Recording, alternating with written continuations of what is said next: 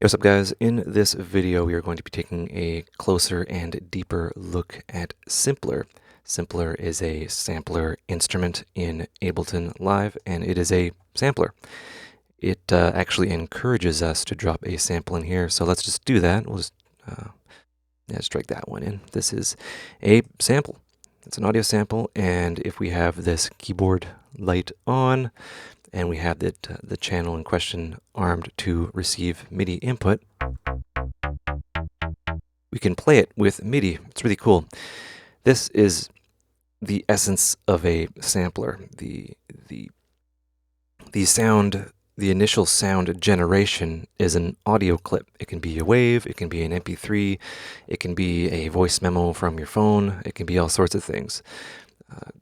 The opposite, or compared to like kind of traditional synthesis, the sound generation are these shapes that we then kind of, shape and move about and adjust the envelope. Right? They're just kind of repeating sounds, very small sounds that just repeat over and over and over again, and we change them and stuff like that. But samplers are different. Samplers are they're really important in the creation of electronic music. They're the basis of it. Like we can't deal with kind of copying and pasting this sound in question and timing it and pitching it up and down. I mean, we can, and that'd be cool, and just kind of have this on the timeline. It's best to just have it in a sampler, and the MIDI can affect the pitch and the timing and all of that fun stuff. So let's kind of do that. I just want to dive into this. Simpler is really awesome. So effectively, let's just draw in a diagram here. So initial sound generation, where it starts. Well, it's a wave file, or an MP3, or FLAC. I think they support. It's just an audio file, and it can be in any length or what have you, and it has a start position and an end position, right? We're sampling. We're taking a sample of let's assume it's a very large recording. That's how they basically did that. Very large recording, and then they would have start and stop times, and each of those start and stop times would correspond to a key or a note, or we can have it in kind of a classic sampler mode, and each key as you move up will change the pitch. We'll get into that. So there's the start point, which is that triangle there, and then the end point, which is there. And then this is the sample in question. That's where it starts. Next up, well, it goes into a filter, right? Just like a regular synth, filter is down here. All sorts of fun stuff. There's cutoff, there's resonance, all that goes into, let's just draw that. Right, goes into the filter, and then from there goes into the amp, right? The amplifier, which is, the ADSR, which is down here. I shouldn't be crossing that out. So the attack, decay, sustain, release, and then the volumes. This is essentially the amplifier section right here, and that would be just like an envelope thing, right? Attack, decay, sustain, release, right? And then within that is a modulation section, right? Simple LFO. Low frequency oscillator, we don't hear that, but its effect can be heard, which is, a sine wave. This would be the LFO. And then that can affect a number of things, including pitch, the filter, and, AM, and all that fun stuff. And then that goes to your ear, right? Just abstract kind of thing. And I like drawing ears. Ears are fun. Does it look like an ear? I don't know. That's essentially what the sampler is. Basic diagram and end of video. No, I'm just joking. That's not the end. We need to get into use cases and all that fun stuff. So let's hop into that. So there's 3 major modes of the simpler, right? We don't want to confuse simpler with sampler. Right now we are in simpler. Sampler, if we move over here, we just look at it. This is a little bit more of a robust sampler. There's a lot more modulation, filter. We have a whole bunch of stuff. All these things. We'll get into it, I promise. Auxiliary, freeform kind of modulation envelopes. 3 LFOs as opposed to 1, and MIDI destinations for modulation, and zones, which we'll get into. This will be in a deeper video. Zones are essentially multi-samples, and it's good for, it's kind of like how Contact works, but that's a different story there. So don't confuse them. There's simpler, and then the older brother or sister is sampler. So there's that. So this is simpler right here. Right? We have the sample in question. So when we have a sample, let's say, let me get a better example of a sample here. We'll get a loop, like we're sampling from a track. Right. Okay, I want that. Okay, so we've effectively dropped in a loop here, right? This isn't a one-shot, right? So this is a loop. It has multiple sounds in a time, 140 BPM. But we want to sample a particular part of this, and this is sampling. So I'll hit the key here, right? The start position. We would need to actually change the start position because I want to sample one of these hi-hats here, or even this clap. Cool. This is a better example. So I can do that. I can zoom in, right? And I'll do that. I'm going to just open this up here. The UI will change, but just focus on this top part here. This is where we want to set our start position, right? So when we hit a key or a note, right, it will start at that point. And this is essentially sampling, right? We want to start it there. We want to start it here. We want that clap. That clap's pretty cool, right?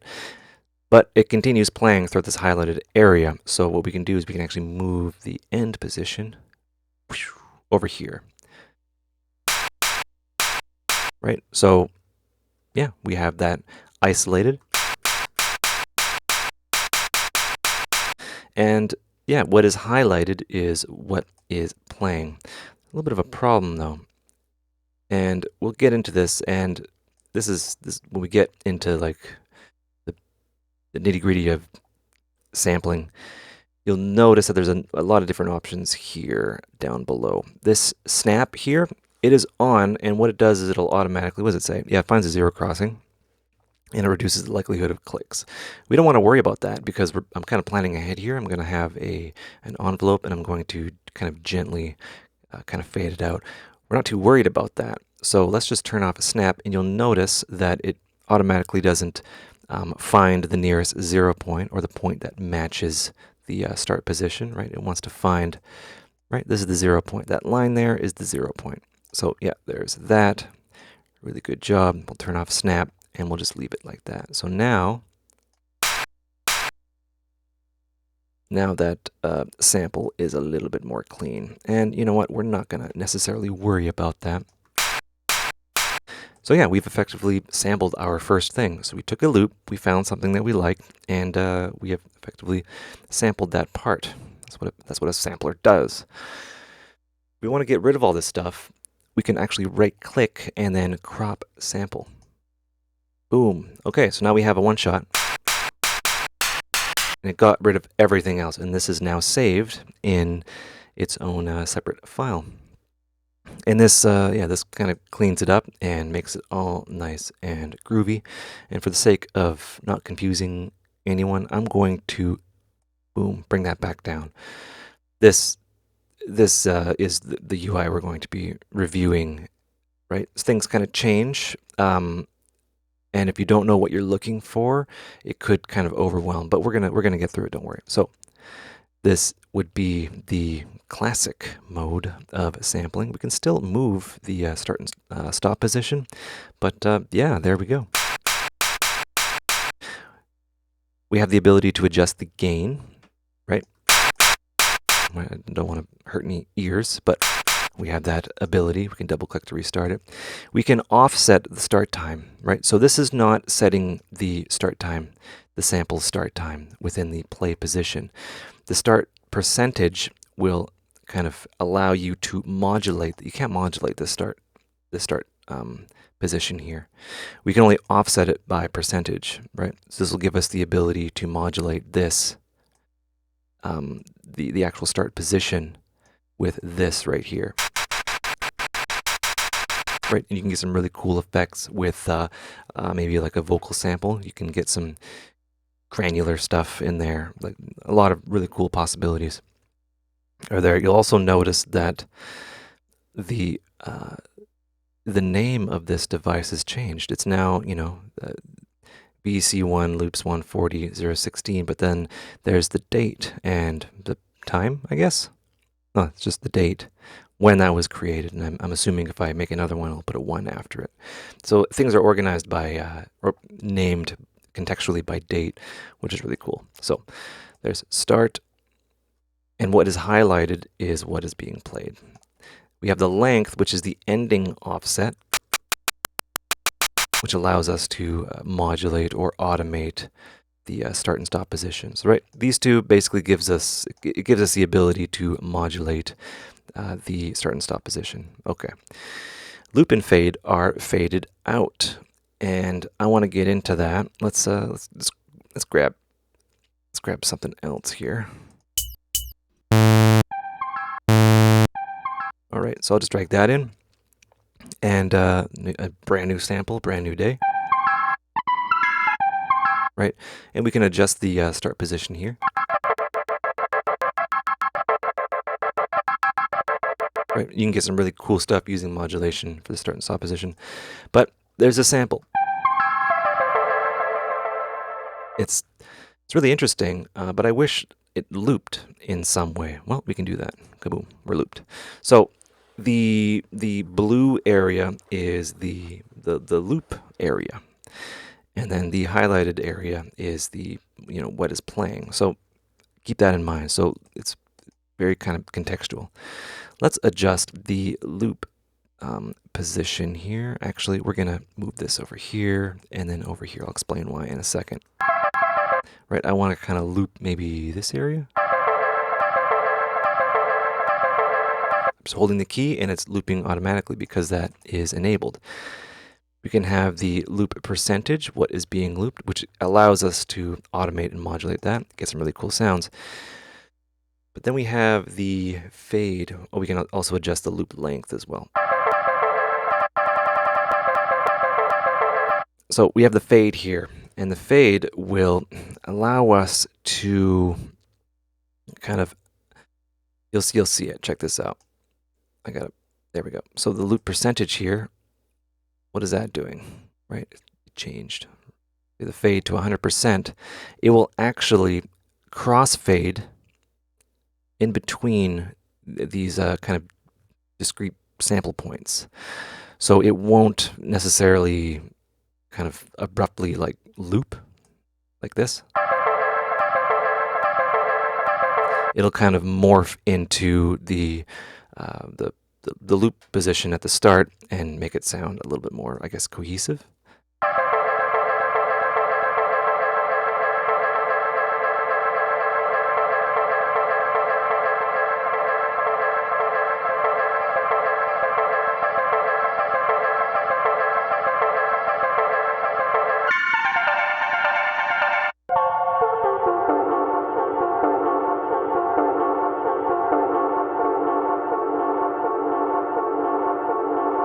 Right, and that sounds pretty cool as opposed to, kind of what it was before.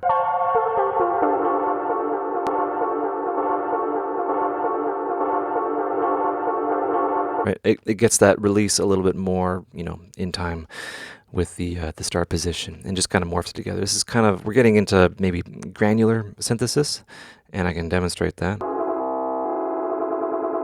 But then, no, we don't have access to the start and stop position. So we're going to get into granular synthesis maybe in a later video. But yeah, let's move on.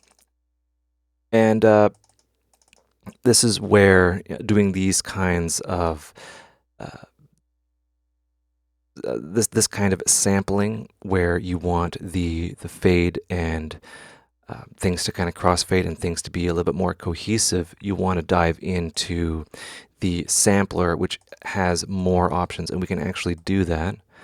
We'll go simpler to sampler, and it converts simpler to sampler, and it's really cool. And then we have control over the start, loop position, sustain mode, and yeah, we can crossfade that as well.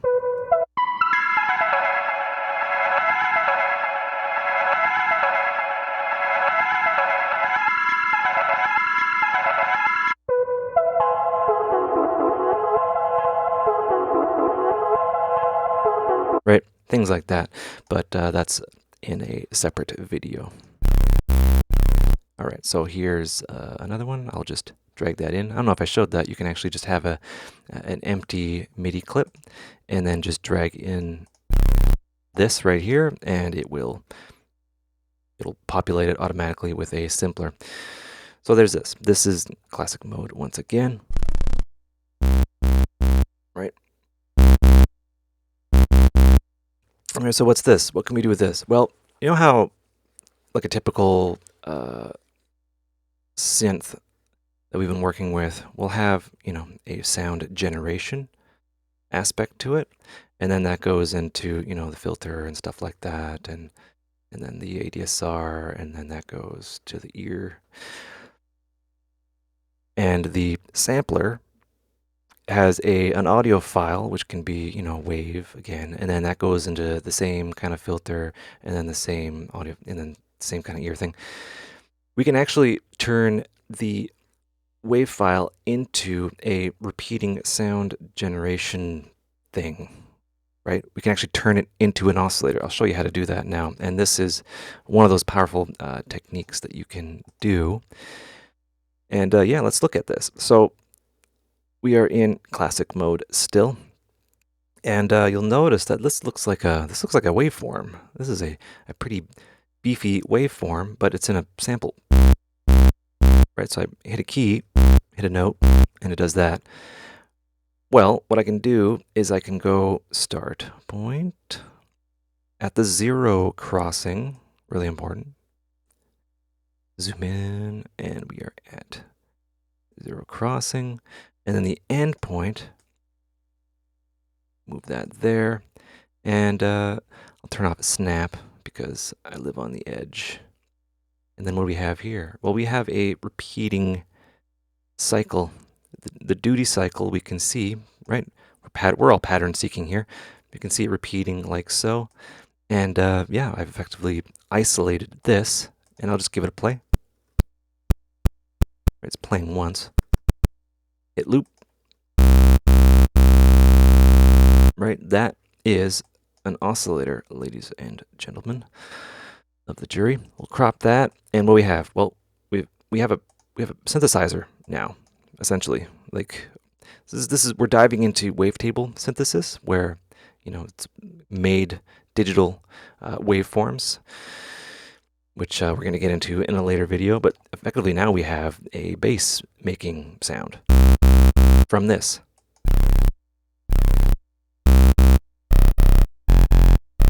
Right, and we get some really interesting timbres as we pitch down or up.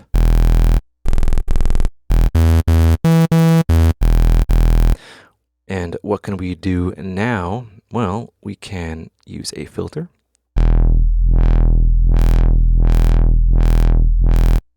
And adjust, the release and all that fun stuff.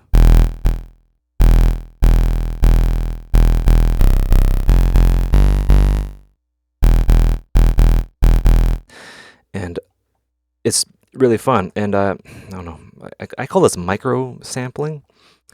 But yeah, you can get creative. I'm not gonna give you any hints, but that song on Spotify you really like, and you're like, how do I make that bass line? Well, allegedly, yeah, you can just drop it in here and find one of those single cycles and make it your own, I guess. I don't know. For the sake of education, of course. I don't condone that, but you totally can. So this is, the basis of the simpler. So we have three modes here. So this is classic mode. We've been working in classic mode. And this is just up and down the keyboard, all that fun stuff. There's a different mode, and we'll get into that right now. Okay, so there's that, and yeah, I'll just drag that into there. So we have a kick here.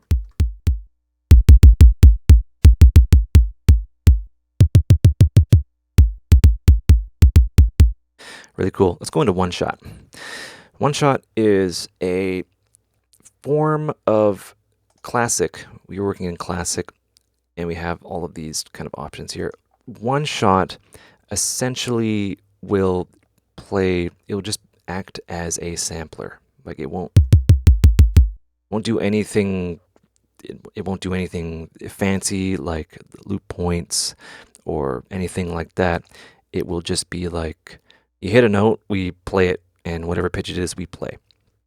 But what makes it kind of different and flexible is we have trigger and gate. So trigger is a mode. So what is it? We'll do trigger. So we have our kick here. That's an awful kick. How about I just move it up here? There we go. So this is our kick. Instead of attempting to draw it, this is our kick here. We have our start point, and we have, you know, MIDI coming in, and we are in one-shot mode. So, and we are in trigger mode. So trigger is essentially when note comes in, this will play no matter what to the end, no matter what we do, because it's just triggering. It's like play, and it doesn't matter how long it is. It will, if this is 1 second, it will play the whole thing 1 second, and it'll just play. That is trigger mode. A gate, right? That's trigger. Gate is essentially on, off, right? 1 0 1 0. A gate is on and off. So a gate will take, when the note is pressed, the sample plays and the gate will be open. When the note is released, it will just kill it, right? And that is the gate mode. So keep that in mind there. Gate is useful if you have like hi-hats and stuff like that, and you want the length to be varied. It's really important to keep that in mind, and I'll demonstrate. So right now we're in trigger, and I'll just open this up here. And we'll go, yeah, we'll go C1 or something. What is this? Oh, no, that's way too low. Right? Make this super short. And it's in gate mode. I'll move this back down here. It's in gate mode. So it's just playing the whole thing. Or sorry, it's in trigger mode, so it's playing the whole thing, no matter what the length of this is. In gate mode, it plays just really short. Plays only as long as the note is the length. Now it's playing the whole thing, and we can make that shorter. And I'll give you an example of where that's kind of useful. Right, so when you got your hi-hats here, and we'll set this to one shot. We'll have a gate mode. Cool. We'll unsnap that. Are we in gate mode? Yes, we are. So we're in gate mode for these hi-hats here. And we can kind of do that, right? But we can adjust the length of these and get some really cool movement in there, as opposed to trigger mode, which would just play them like so. With gate mode, it does that, which can give us some really nice, I guess, movement there, and it brings life to your samples. Right? Things like that. And doing that just with audio in the timeline would take a little while. So that's why this is useful.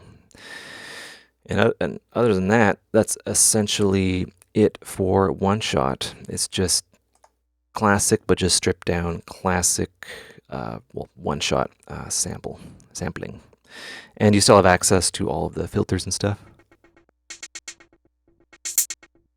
which is really cool. So get rid of that. I'll open up a new MIDI track here. So we need a loop now. Let's find one.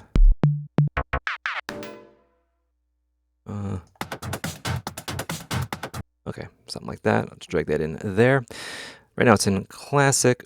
Let's go into slice. So slice is a way to drop in a loop, and it will kind of chop it up into samples, essentially, separate samples here. So each one of these is a sample start point. And how you kind of play these, you'll be hitting the keyboard here, and nothing, right? MIDI going in, nothing happening.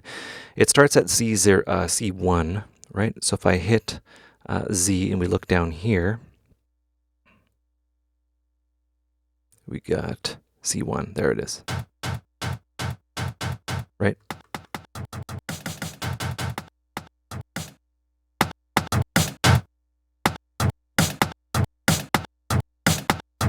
Right, and it automatically detects the sample start, and it's really useful, and we can move it around as well. This is one of those classic ways. See, I'm moving it right here, and I'll make this a biggie size so we can see what's going on here. Look at that. So yeah, we can move these around and all of that.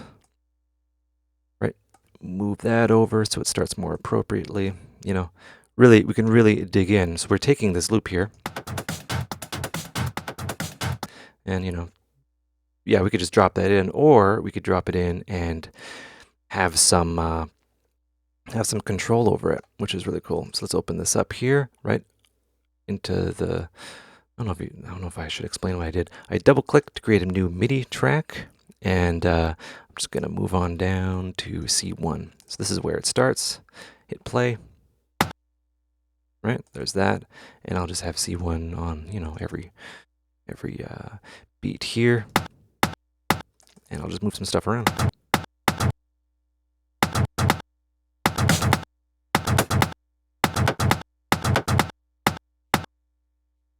Right, and we can do all sorts of stuff with that.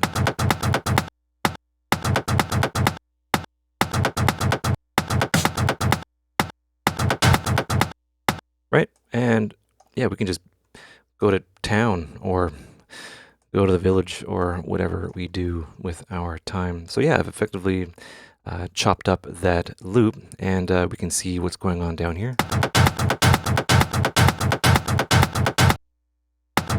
Maybe not a whole lot of movement there.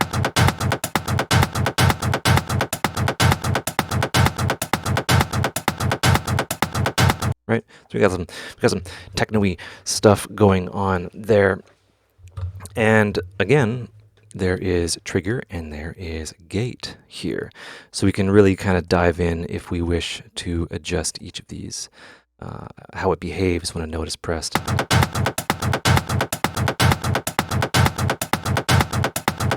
Right, and we can adjust the slicing if you wish. We can have manual slicing, and we can adjust the sensitivity, right? So we can kind of take away, and it'll automatically scale with the keyboard. So keep that in mind. But for a lot of the time, it's very accurate. It detects sharp changes in the sound in question, and it will apply a marker there. We can select beat as well if we want to automatically. So right now it's set to transient, right? That's the slice mode. We can go to beat, and the division right now is a quarter, which is kind of wrong. And we can set it to just slice it up 16ths, right? Which is fine, but some of these sounds are longer, so we can adjust that if we wish by going into manual, and we can essentially double click to create markers. I'll make it biggie size. Right, so I'm double clicking, and I'm just doing this in the manual way, which you might want to do if you're cool, right? Same thing. Right, stuff like that. So there's that, but let's go to transient. Really cool. Playback, we can go mono, poly, or through, and that gets into the routing, and that'll all become more evident as we venture on. So that is, oh, okay, so we have warp. We can warp these as well, kind of change the pitch of them while preserving change the speed of play while preserving the pitch, and that is exceptionally important. But you know, if we're sampling, I don't use this. I use this as an effect, but warping we've covered, and I'll get into more advanced warping stuff down the road. When you're sampling, you don't necessarily want to. I mean, you can do what you want, but you want to kind of preserve the nuance of what's kind of going on when you change the pitch here, right? For the sake of what we're doing here. So there's that. Anything else? Okay, so that has been covered. Really cool. Let's move on to, well, we already know the filter, really. Right, and there's different filter modes. We went over auto filter. Same thing in the auto filter. Same filters in this. So it's really really useful, especially for that one shot. If we wanted to get the alleged Moog filter, we could plop that in here and give it some drive. Right, and then we have a little bit of attitude.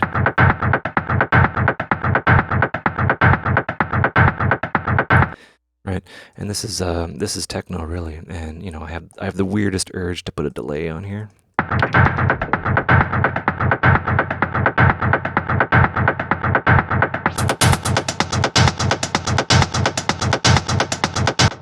Things like that. Anyway, that is the filter. Let's get a one shot in here. We'll go to samples again.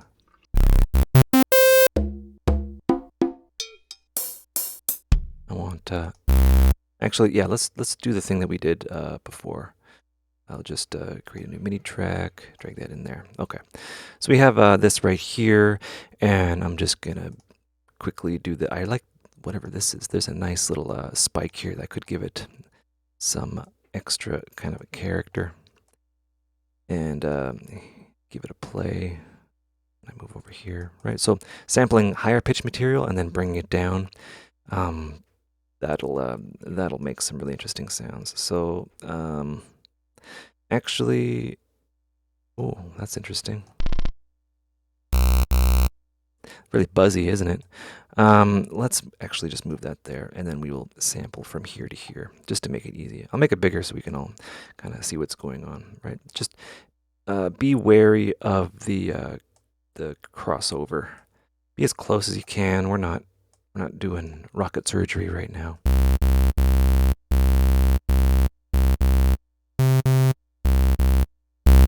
Right, so we have this one shot sample here that is now looped. I will drop the sample. Right, so we did the same thing again.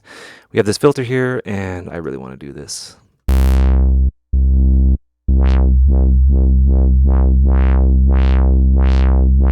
Right, so when you totally never take a bass from another track, that's what you can do. Give it a bit of drive, bring the volume down. All right, so let's get into a little bit of modulation. Right, we have this button here, controls. We can go into controls now, and this is what it looks like. This is the same menu that opens up, or the same UI that opens up when we open up the sample in here. I will just leave it just for the sake of what we're doing now. So now we're all comfortable with this, and we have a kind of a visual readout of what the filter is doing.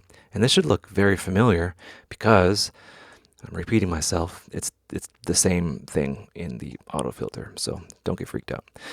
Okay, so we have this filter here, and that should be well understood.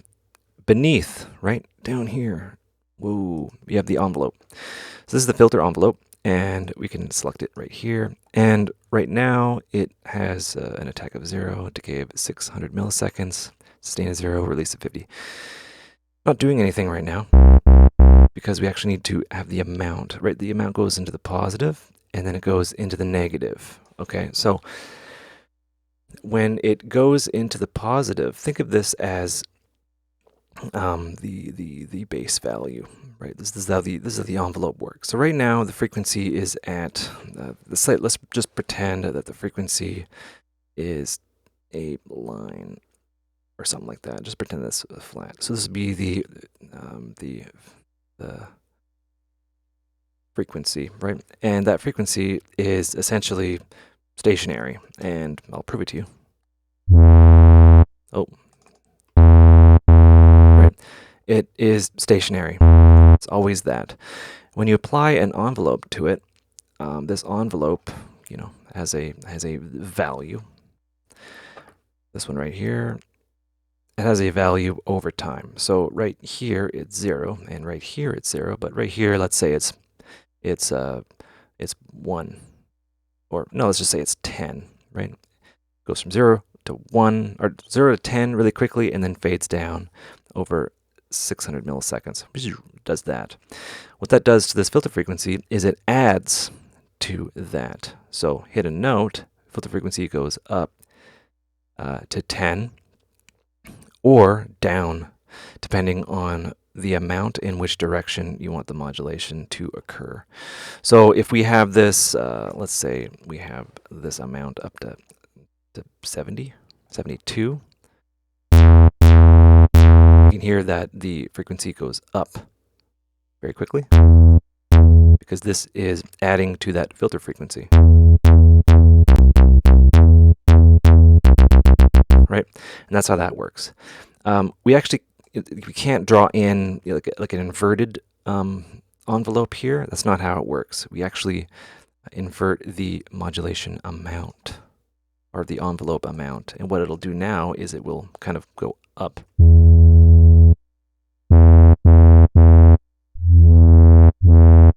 Depending on what's going on here.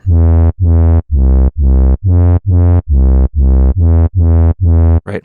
So that's how that works. And I might be repeating myself, but these kinds of things can be a little bit difficult to grasp. So yeah, we have changes over time to the frequency here as we set that.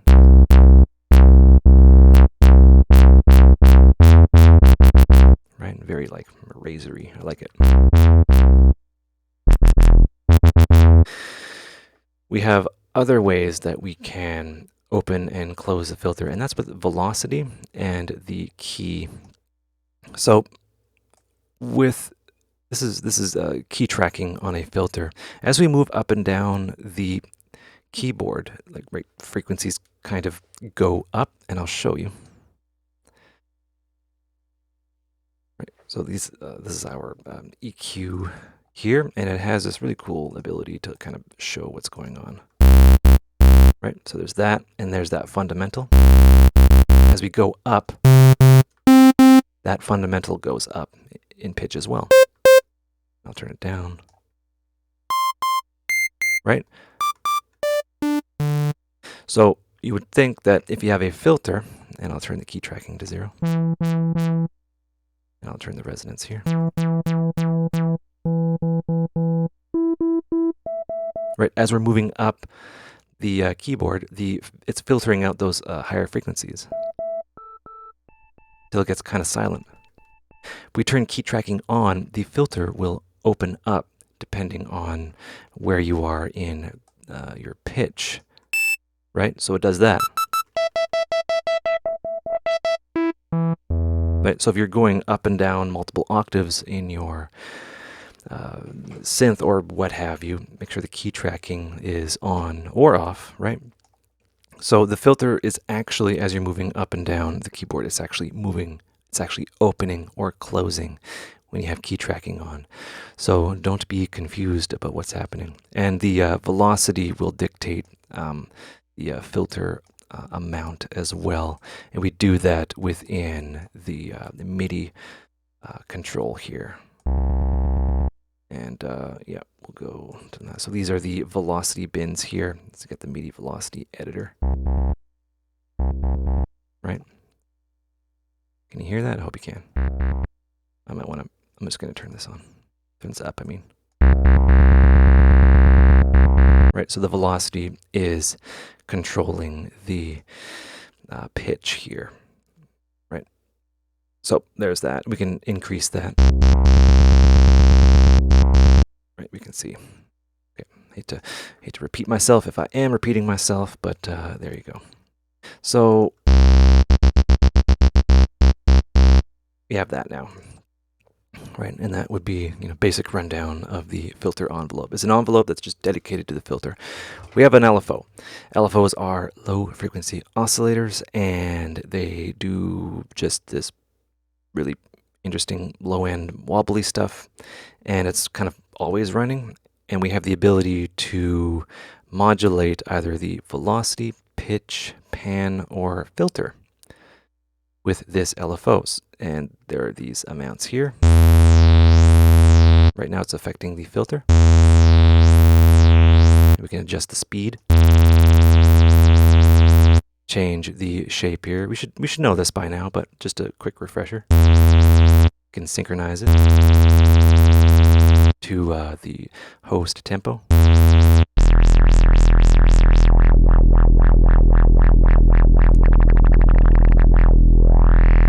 Really cool. We can offset as well, depending on when we want to have it, I guess, re-triggered. We can have it start at the peak, because right now it's starting at the 0 crossing here. Right, every time I hit a note, it goes boing. We can adjust that start position, so it'll go down now.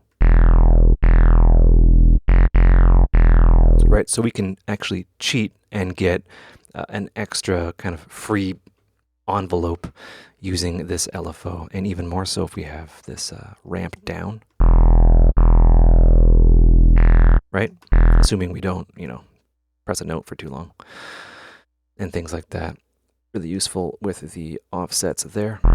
Right, and right now it's always re-triggering, always. So with this R here, enabled, it will re-trigger here automatically. With it off, it's more, we don't have control over where it's kind of starting, and it's always running, and whenever we hit a note, it will just play. It won't restart.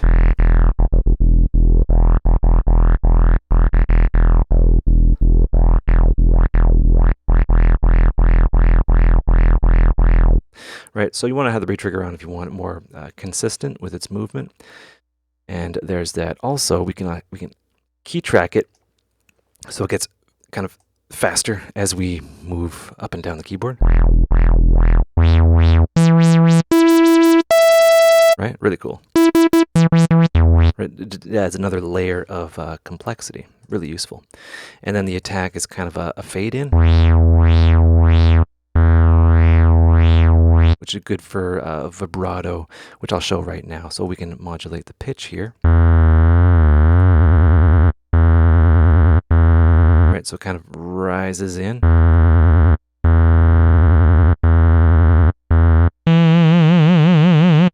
Right? Right, that's really long. This is in milliseconds and seconds.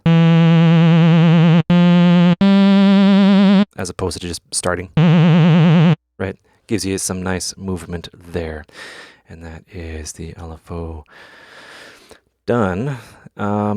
Also, yeah, pan, obviously, the left and right.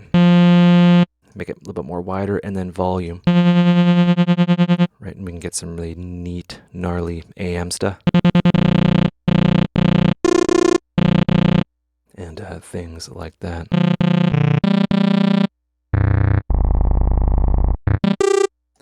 So there's that. We have the amplitude envelope, the amplifier section. right? We have the volume, we have attack, so it fades in. We have the decay, which is related to the sustain.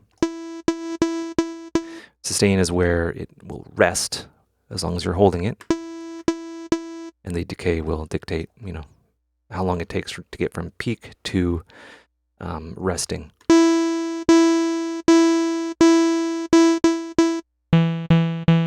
And things like that. And then the release, when you release the note, how long it takes for it to fade out.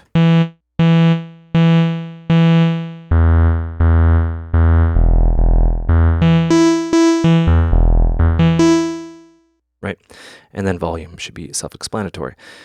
There is another cool way of going about using this mode. We have the none, which just kind of plays it regularly. We have loop, which will essentially loop this envelope. So as long as we're holding the key, it'll just loop it over and over again. In theory.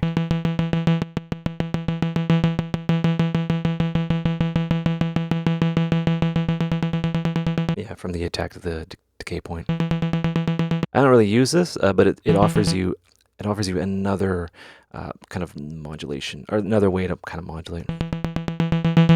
Right, and that'd be kind of neat for loops and stuff like that.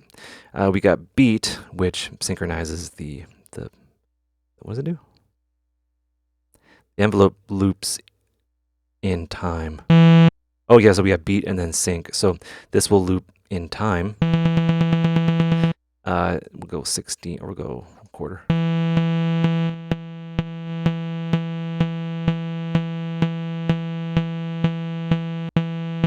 Things like that, and then sync, which will sync to the whatever's happening. It's not conditional to where the note is pressed. It will just always be in sync. So yeah, keep that in mind.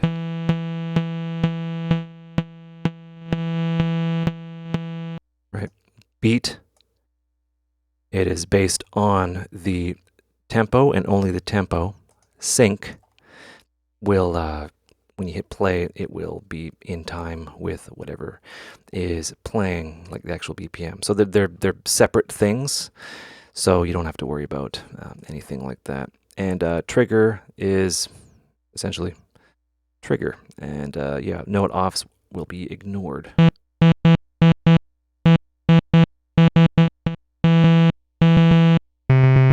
Things like that, which is really cool. So it's good that there's that option as well.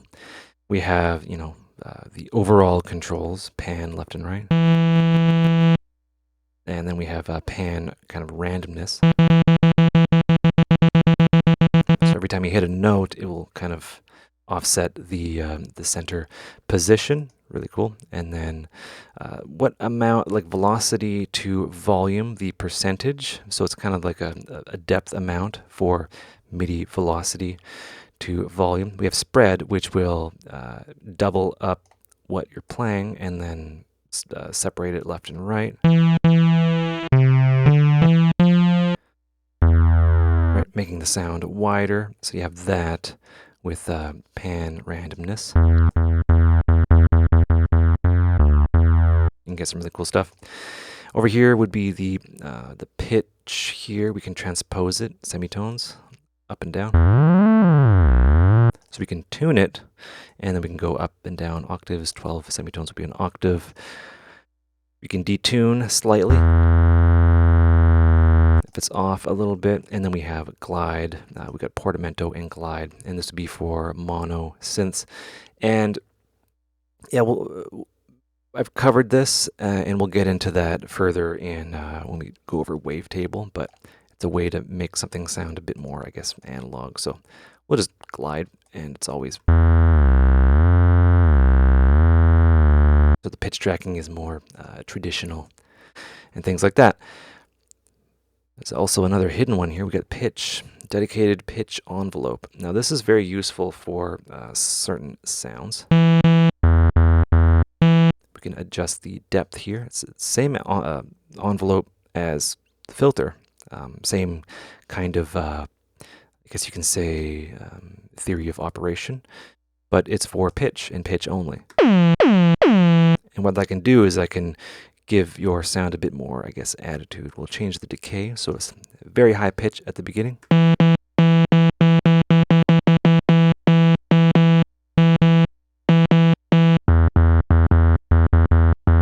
Right, it can add a really cool transient. I'm actually going to demonstrate with a kick here.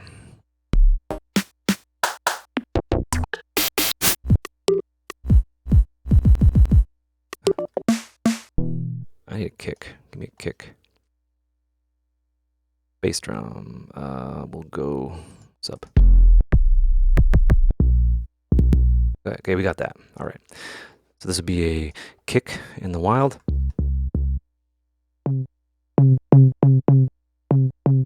Go down. All right.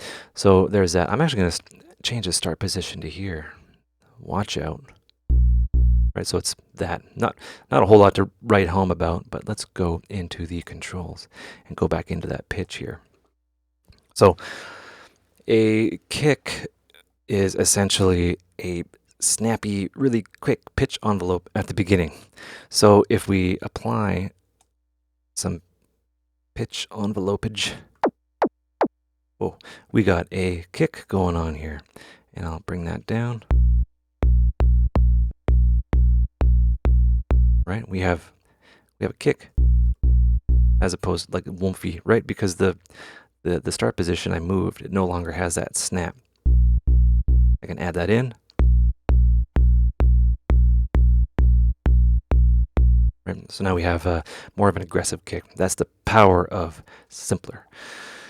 We can, have it go up or, inverted. Things like that. If a kick is too punchy, we can get rid of a little bit of that pitch envelope, but a lot of the time we don't want to do that. Right? Really cool. We can bring that into the negative. We might want to pitch it up a bit.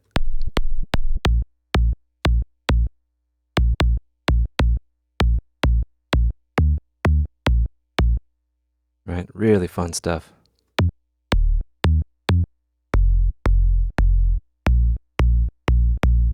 Right, so we kind of made that kick our own. Right, original, new. And yeah, I really enjoy doing that sort of stuff. So yeah, there's that. I hope you guys enjoyed that video. I hope you learned stuff. Take care and have a good one.